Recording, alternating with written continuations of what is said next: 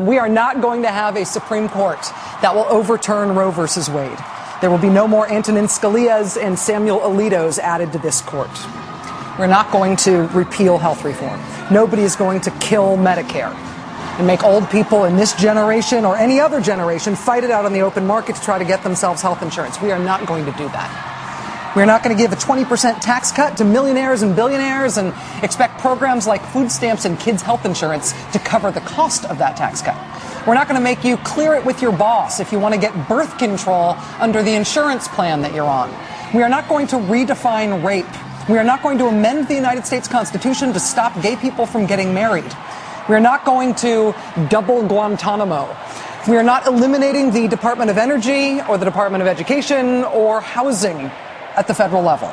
We're not going to spend $2 trillion on the military that the military does not want. We are not scaling back on student loans because the country's new plan is that you should borrow money from your parents.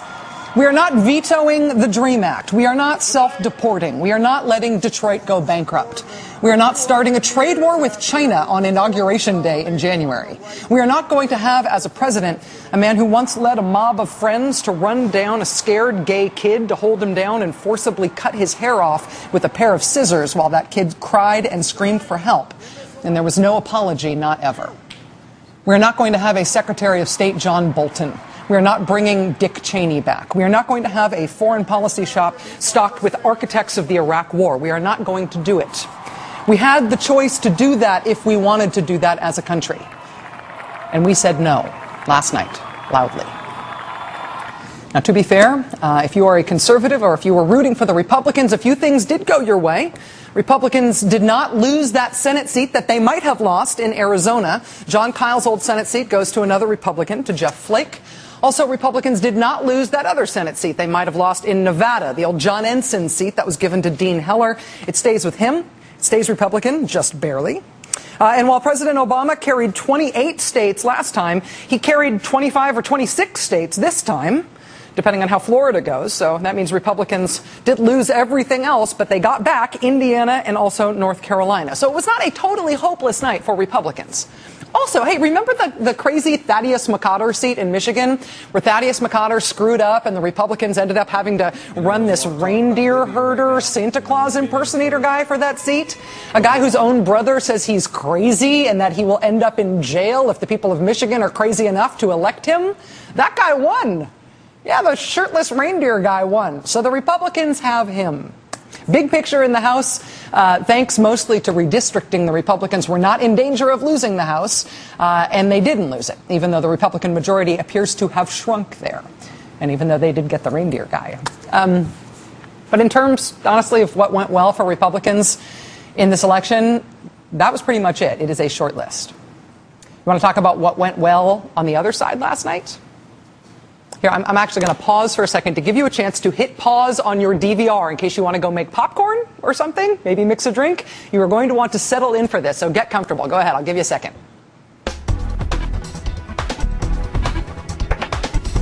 Okay, you back? Ready? Here we go. So last night, the Democratic senator who was supposed to be the most endangered incumbent in the country not only won, she won by 16 points. Republican Senator Scott Brown of Massachusetts, who was so stuffed with hedge fund money that he burped credit default swaps. Scott Brown lost by a lot to the nation's foremost authority on the economic rights of the middle class. After marriage rights for same-sex couples were voted down in state after state after state for years, more than 30 times in a row, this year, all change. In Maine, they voted on marriage equality and they voted for it. In Maryland, they voted on marriage equality and they voted for it. In Minnesota, they were asked to vote against marriage equality and Minnesota refused to ban it. In Washington state, the vote is not called yet. They are still counting the vote, and we will be watching it closely. But if you are on the pro-gay right side in Washington state, it should be noted that it is looking pretty good. In Iowa, anti-gay activists were sure that they were going to turf out a judge for ruling in favor of marriage equality. They had done it before to a bunch of other judges. They had been successful every time they had tried before, but not this one, not this time. Judge Wiggins in Iowa keeps his seat. Nevada elects its first African-American congressman this year. America gets our first openly gay United States senator. America gets our first ever Asian-American woman senator from Hawaii. Her seat in the House, I should note, gets filled by this woman, a Democratic Iraq War veteran. I'm going to tell you right now that her name is Tulsi Gabbard because she is on the fast track to being very famous someday. Tulsi Gabbard. Speaking of Iraq War veterans, Tammy Duckworth, veteran helicopter pilot. She lost both of her legs in Iraq. She is going to Congress, and she is sending home the opponent who mocked her for her war record, Joe Walsh. California relaxed its 3 strikes you're out law and rejected a law to cripple the political power of unions. Decriminalization of marijuana was approved in Washington and in Colorado. The astonishing tide of dark money spent against Democratic Senators John Tester in Montana and Sherrod Brown in Ohio turned out to be pointless. Both those Democratic senators won. They held on to their seats. Democrats won a Senate seat in North Dakota, of all places, a seat that nobody thought they could win. All of these states that had this hugely aggressive total Republican takeover from the 2010 elections, Ohio and Wisconsin and Michigan and Pennsylvania, Virginia and Florida, all of those states that went so red in state government in these past couple of years and that then had these big fights inside their states over how Republicans were governing there. In Ohio, Wisconsin, Michigan, Pennsylvania, Virginia, and we will see about Florida. Last night, not only did Republicans lose the presidential election in every single one of those states, Republicans lost the Senate race in every single one of those states, too. Sherrod Brown, Tammy Baldwin, Debbie Stabenow, Bob Casey, Tim Kaine, Bill Nelson. Depending on Florida, a Democratic sweep of the presidency and definitely a Democratic sweep of the Senate races in those states that the GOP was so excited to have supposedly turned red in a way that was going to stick. Last night, Democratic women swept every major office in New Hampshire. Last night, California Democrats won a Democratic supermajority in the state House and in the state Senate. Not just majorities in California, but supermajorities, wherein if the Republicans don't turn up, any of them, any day at work, nothing will be different in California. They're completely legislatively irrelevant.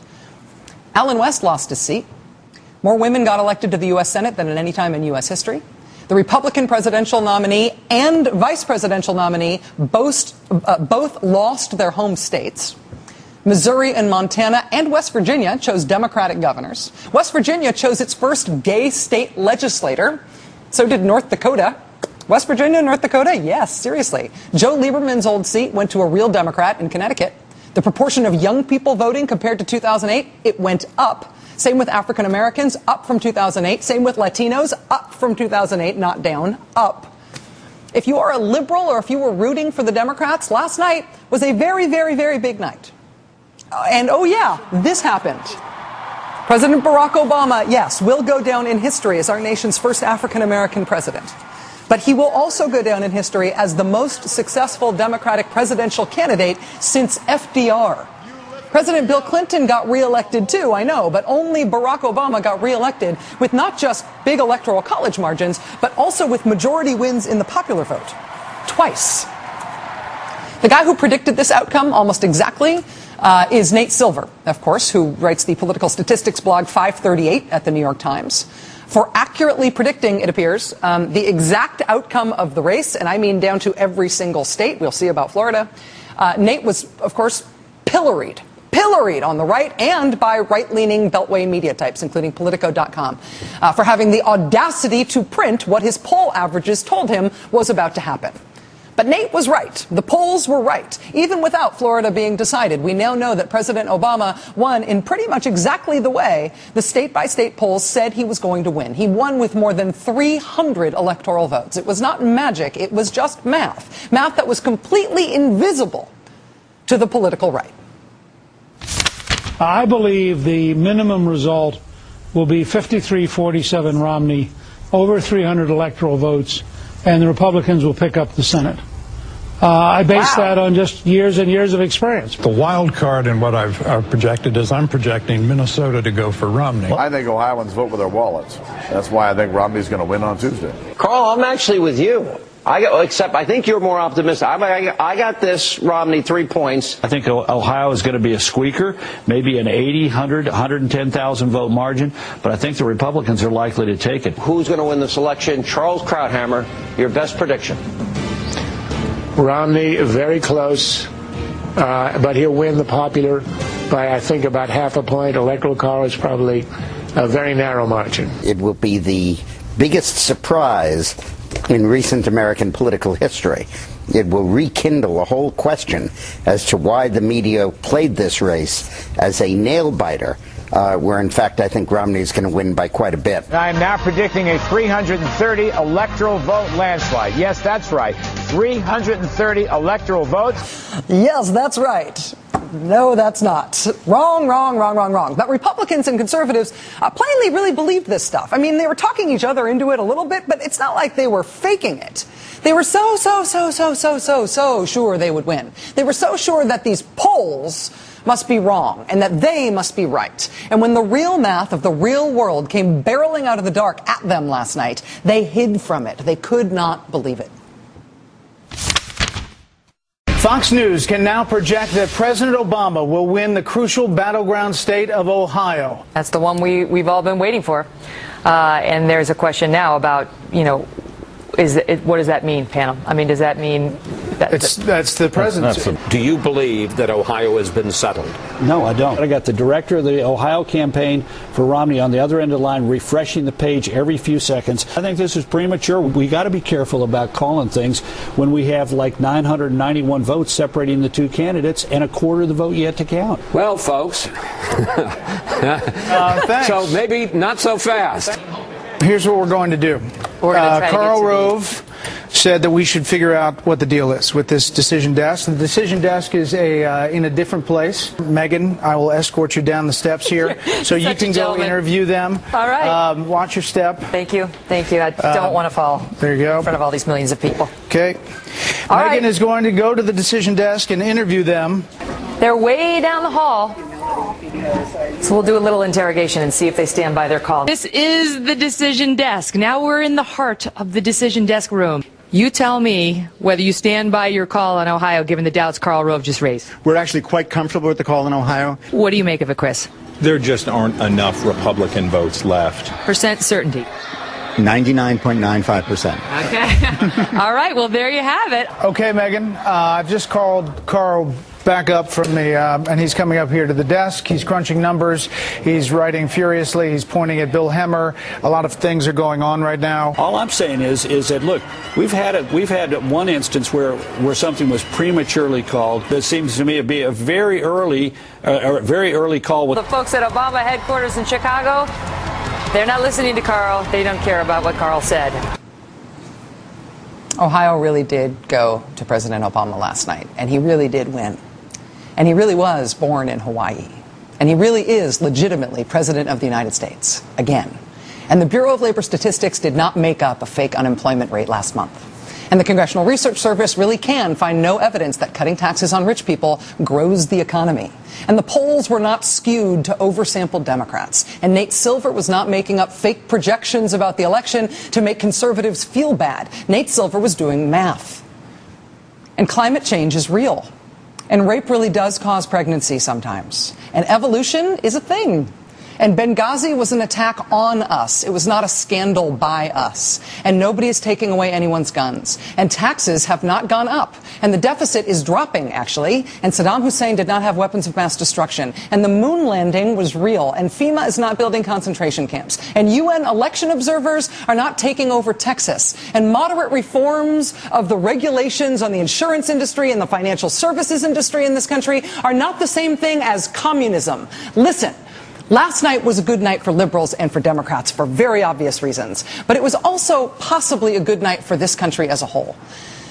Because in this country, we have a two-party system in government.